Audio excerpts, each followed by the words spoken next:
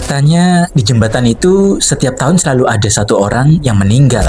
Awalnya semua orang mengira itu cuma kecelakaan biasa, karena mungkin jalan licin, pengendara mengantuk, atau mungkin terlalu ngebut. Tapi setelah bertahun-tahun, warga mulai sadar, semua korbannya selalu mengalami satu hal yang sama. Mereka mengaku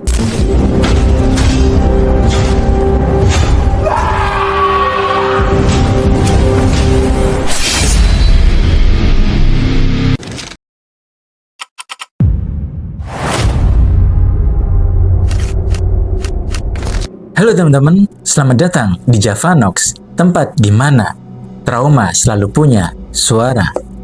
Malam ini kita akan membahas sebuah cerita yang datang dari seseorang yang sampai hari ini masih memilih memutar jalan ketika pulang, hanya agar nggak perlu melewati satu jembatan tua. Cerita ini dikirim oleh seseorang yang meminta dirinya dipanggil Ical. Tentu saja bukan nama sebenarnya. Di awal emailnya, Ical meminta satu hal. Dia nggak keberatan kalau ceritanya dibagikan. Tapi, dia meminta agar nama kampung, nama jembatan, bahkan beberapa nama orang di dalam cerita ini untuk disamarkan. Karena menurutnya tempat itu masih ada. Masih dilalui ratusan orang setiap hari. Dan menurut Ical, sampai sekarang, jembatan itu belum berhenti meminta korban. Yang menyeramkan konon pola kematiannya. Karena hampir setiap tahun selalu ada satu kecelakaan dan korban jiwa. Dan inilah cerita Ical. Ical lahir dan besar di sebuah desa kecil di Jawa Tengah. Desanya nggak terlalu ramai. Kalau malam tiba, jalanan jadi sangat sepi. Orang-orang lebih memilih menghabiskan waktu di rumah. Kalaupun ada yang masih keluar, biasanya cuma pemancing, penjual ronde, atau sopir truk yang lewat menuju kota. Di desa itu cuma ada satu jalan utama. Dan untuk menuju kota, semua orang harus melewati sebuah jembatan tua. Jembatan itu sebenarnya nggak besar. Panjangnya mungkin cuma sekitar 30 meter. Di bawahnya mengalir sungai yang cukup dalam. Kalau musim hujan, arusnya deras sekali. Siang hari, jembatan itu kelihatan biasa aja. Banyak anak-anak sekolah lewat situ. Petani, ibu-ibu yang pergi ke pasar, semuanya normal. Tapi begitu malam datang, suasananya berubah. Lampu jalan di tengah jembatan sering mati. Entah karena memang rusak, atau memang belum pernah diperbaiki. Yang jelas, bagian tengah jembatan selalu lebih gelap dibanding sisi lainnya. Dan anehnya, nggak ada satupun warga yang suka berhenti di sana. Sampai suatu malam, Ical mendengar sendiri cerita yang selama ini cuma dianggap mitos. Waktu itu umur Ical sekitar 17 tahun. Setiap malam, Ical membantu pamannya menjaga warung kopi kecil. Sebut saja nama pamannya Pak Yudi. Warungnya persis berada sekitar 50 meter sebelum jembatan. Warungnya sederhana. Isinya cuma kopi hitam, mie instan, gorengan, rokok, dan beberapa bangku kayu. Kalau malam, warung itu sering jadi tempat sopir truk beristirahat. Kadang polisi, kadang pemancing, kadang warga yang sekedar nongkrong sebelum pulang. Dari warung itu, jembatan terlihat cukup jelas. Apalagi kalau ada motor lewat. Lampunya pasti memanjang di atas aspal. Suatu malam, sekitar jam 11, tinggal Ical dan pamannya yang masih beres-beres. Tiba-tiba, terdengar suara motor berhenti di depan warung. Seorang bapak berusia sekitar 50 tahun, turun sambil memesan kopi. Kelihatannya lelah sekali. Setelah ngobrol beberapa menit, bapak itu bilang mau melanjutkan perjalanan. Tapi sebelum naik motor, Pak Yudi tiba-tiba bertanya, "Pak, pertama kali lewat sini ya?" Bapak itu mengangguk. Lalu Pak Yudi berkata pelan, "Kalau nanti ada yang manggil di tengah jembatan, jangan ditoleh." Bapak itu malah ketawa. Katanya, "Jam segini masih sempat bercanda, Pak." Pak Yudi nggak ikut ketawa. "Saya nggak bercanda." Dan bapak itu akhirnya pergi. Ical langsung bertanya kepada pamannya, "Emang kenapa kalau noleh?" Pamannya nggak langsung jawab. Hanya memandang ke arah jembatan beberapa detik. Lalu berkata pelan, "Karena yang manggil itu bukan orang." Malam itu, Ical cuma senyum. Ical pikir pamannya sedang menakut-nakutinya. Ical bahkan sempat bilang, kalau memang ada, kenapa nggak pernah kelihatan? Pak Yudi menatap Ical. Tatapannya serius. Lalu pamannya mengucapkan satu kalimat yang baru Ical pahami bertahun-tahun kemudian. Kalau suatu hari kamu benar-benar melihatnya, berarti dia sedang memilih seseorang. Dan saat itu, Ical sama sekali belum tahu bahwa beberapa minggu lagi, Ical akan menyaksikan sendiri bagaimana jembatan itu mengambil korban pertamanya, tepat di depan matanya. Beberapa minggu setelah obrolan malam itu, hidup berjalan seperti biasa. Ical tetap membantu pamannya menjaga warung setiap malam. Dan terus terang, Ical mulai melupakan cerita tentang perempuan yang konon suka memanggil orang dari tengah jembatan. Sampai akhirnya, malam itu datang. Ical masih ingat betul, hari itu hujan turun sejak sore. Bukan hujan deras, tapi gerimis yang cukup awet. Aspal basah, udara dingin, dan kabut mulai turun dari arah sungai. Malam itu, warung lumayan ramai. Ada beberapa sopir truk, 2 pemancing, dan beberapa anak muda yang nongkrong sambil minum kopi. Menjelang jam 11, pelanggan mulai pulang satu persatu. Tinggal Ical dan pamannya yang membereskan gelas. Lalu terdengar suara motor. Seorang pria masuk ke warung. Umurnya mungkin sekitar 35 tahun. Pakai jaket ojek online, wajahnya kelihatan sangat lelah. Dia cuma memesan kopi hitam. Sambil menunggu kopi dibuat, dia bertanya kepada Pak Rudi. Pak, kalau lewat jembatan depan aman kan? Pak Rudi nggak langsung menjawab. Pamannya justru balik bertanya, kenapa? Pria itu tersenyum kecil. Dari tadi saya lihat nggak ada kendaraan yang lewat. Padahal jalan ini kan katanya jalur utama. Pak Rudi menaruh cangkir di depannya, lalu berkata pelan, kalau lewat sekarang, jangan berhenti. Pria itu mengangguk. Mungkin karena mengira paman sedang mengingatkan soal perampok atau jalan licin. Setelah menghabiskan kopinya, dia membayar, memakai helm, lalu pergi. Ical masih sempat melihat lampu motornya menjauh, masuk ke arah jembatan. Semuanya terlihat normal. Sampai sekitar 15 detik kemudian, brak! Terdengar suara benturan keras. Pak Rudi langsung berdiri. Akhirnya, Ical dan pamannya berlari untuk menolong. Begitu sampai di atas jembatan, motor pria tadi sudah tergeletak. Bagian depannya hancur, menabrak pagar pembatas. Sedangkan pemiliknya terpental beberapa meter. Dia masih hidup. Dadanya naik turun. Nafasnya terlihat berat. Matanya terbuka. Ical langsung berlutut di sampingnya, berniat membantu melepas helmnya. Tapi tiba-tiba, dia mencengkeram tangan Ical sangat kuat. Padahal kondisinya sudah penuh darah. Lalu dengan suara yang hampir gak terdengar, dia berkata, Saya cuma noleh sebentar. Setelah itu matanya langsung kosong. Tangannya terlepas. Dan malam itu dia meninggal sebelum ambulan datang. Sejak kejadian itu seluruh kampung ramai. Semua orang membicarakan kecelakaan tersebut. Ada yang bilang karena jalan licin. Ada yang bilang motornya selip. Ada juga yang bilang korban mengantuk. Tapi sesepuh warga di sana hanya saling memandang, seolah mereka sudah menduga. Ical sendiri masih berusaha berpikir logis. Sampai 3 hari kemudian, ada sesuatu yang membuat Ical mulai merinding. Ical sedang membantu paman menata minuman. Tiba-tiba seorang bapak tua datang. Usianya mungkin hampir 70 tahun. Dia duduk memesan kopi, lalu tanpa Ical tanya, dia berkata, sudah mulai lagi ya? Ical bingung. Mulai apa, Pak? Beliau menatap ke arah jembatan, lalu berkata pelan, dia sudah bangun lagi. Ical mulai nggak nyaman, karena nada bicaranya sama sekali nggak terdengar seperti sedang bercanda. Beliau lalu menunjuk ke arah sungai. Dulu, sebelum ada jembatan beton, di situ cuma ada jembatan kayu. Dan disitulah semuanya bermula. Ical langsung duduk. Entah kenapa, Ical ingin mendengar kelanjutannya. Bapak tua itu lalu mulai bercerita. Puluhan tahun lalu, ada seorang perempuan bernama Wati.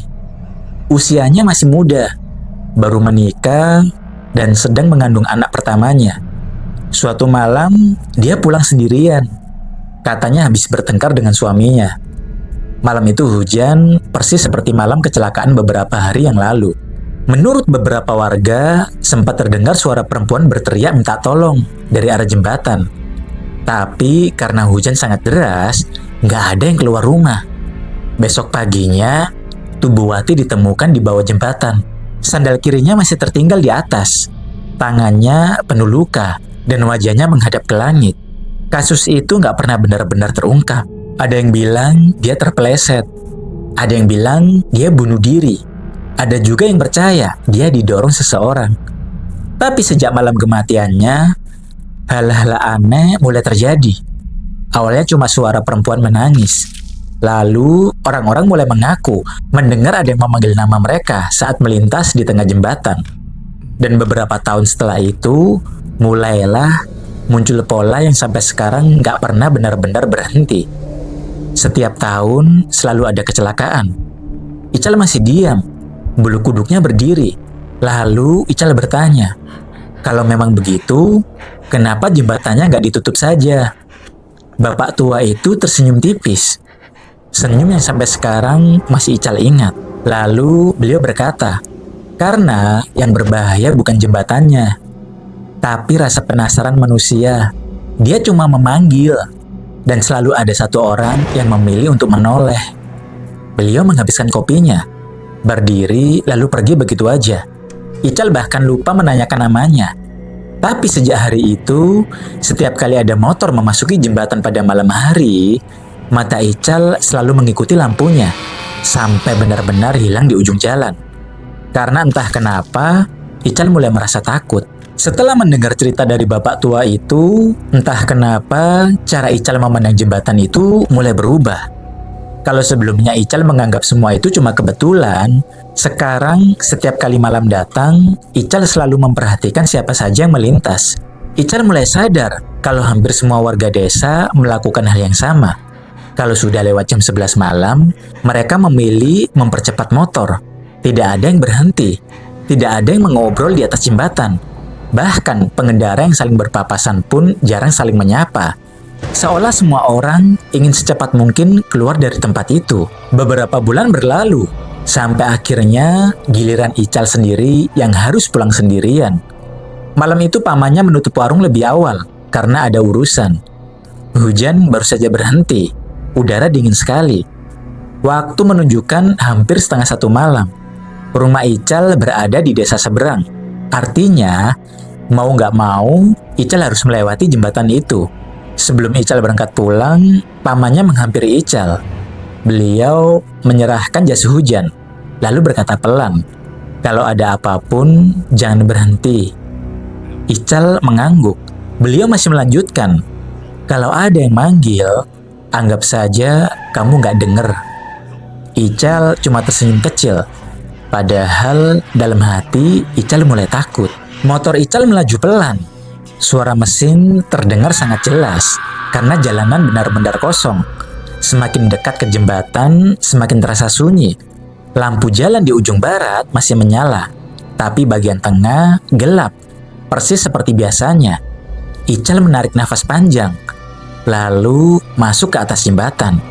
Awalnya nggak terjadi apa-apa, hanya terdengar suara air sungai dan angin yang bertiup pelan. Sampai Ical berada di tengah jembatan. Entah kenapa, motor Ical terasa lebih berat. Gas motor sudah penuh, tapi lajunya seperti tertahan. Ical sempat berpikir mungkin ban belakang kempes. Saat itulah Ical mendengar suara. Pelan sekali, sangat pelan. Mas... Ical langsung merinding. Ical melihat ke depan, kanan, kiri, gak ada siapa-siapa. Ical mencoba berpikir logis. Mungkin suara angin. Mungkin suara burung. Ical kembali menarik gas. Lalu suara itu terdengar lagi. Kali ini lebih jelas. Mas, tolong. Suara perempuan. Tepat di belakang Ical. Bukan dari bawah jembatan. Bukan dari pinggir jalan. Tapi seolah ada seseorang yang sedang duduk di jok belakang motor Ical. Tubuh Ical langsung kaku. Yang teringat di kepala Ical cuma satu. Ucapan pamannya. Jangan menoleh. Ical menggenggam setang lebih erat. Tatapan tetap lurus. Ical tambah memutar gas. Motor memang mulai melaju, tapi beban di belakang justru semakin berat.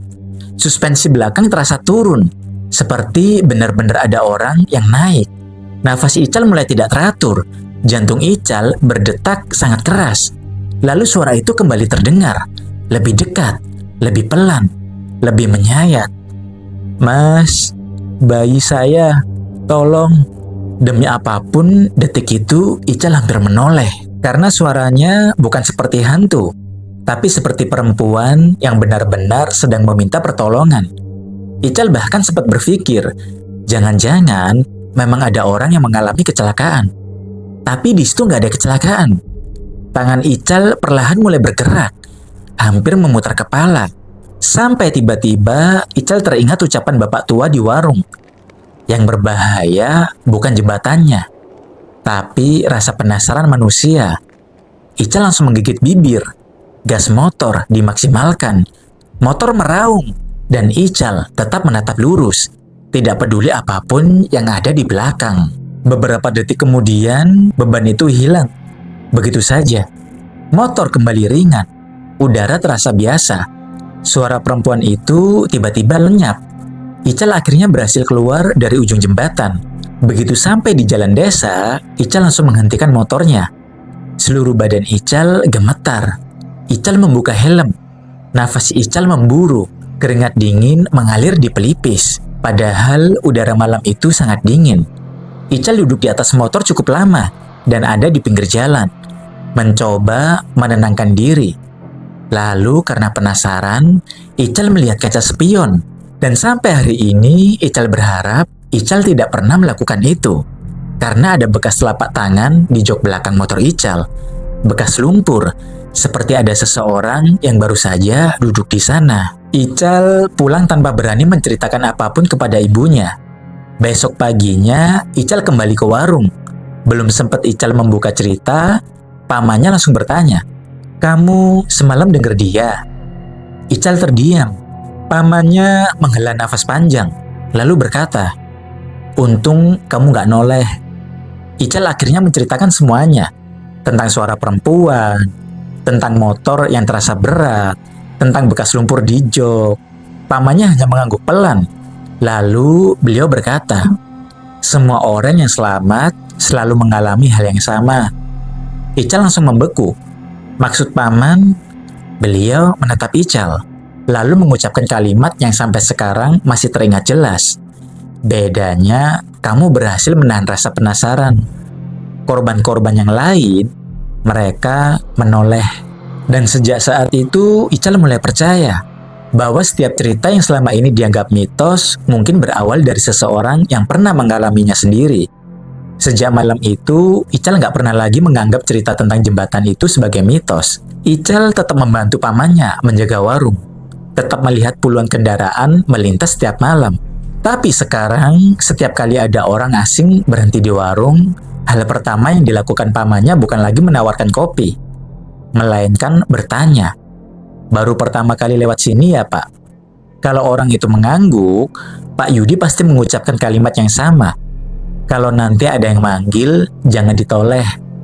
Sebagian tertawa, sebagian hanya mengangguk, dan sebagian lagi menganggap paman sudah tua dan suka bercanda.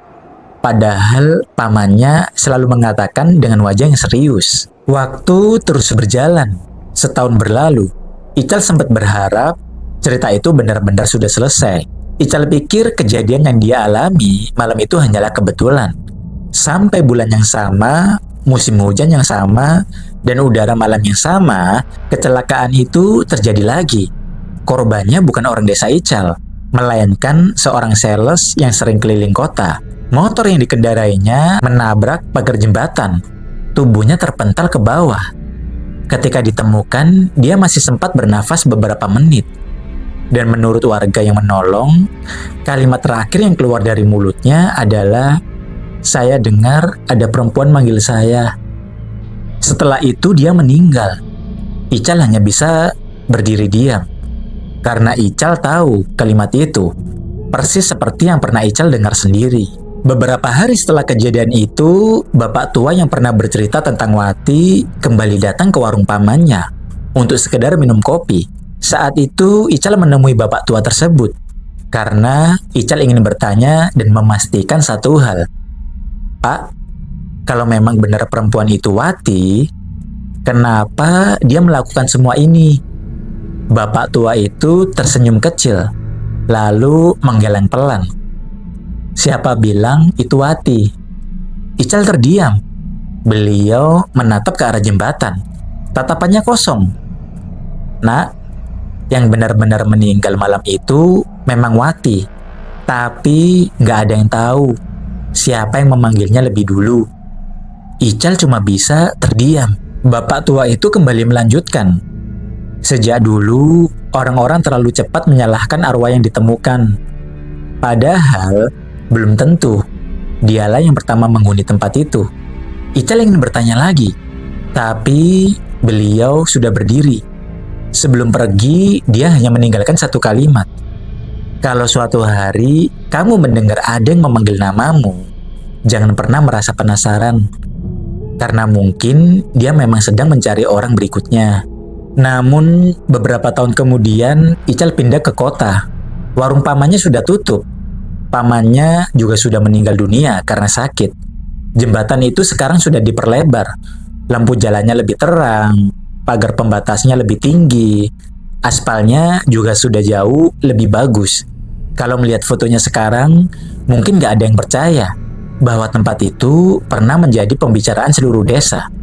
Tapi setiap kali Ical pulang kampung dan harus melewati jalan itu, kebiasaan lama Ical nggak pernah berubah. Ical selalu mempercepat motornya, tatapan lurus ke depan, dan nggak peduli apapun yang Ical dengar. Ical nggak pernah lagi menoleh. Dan di bagian paling akhir, Ical menulis satu kalimat. Kalimat yang menurut Ical justru menjadi bagian paling menyeramkan dari seluruh cerita ini.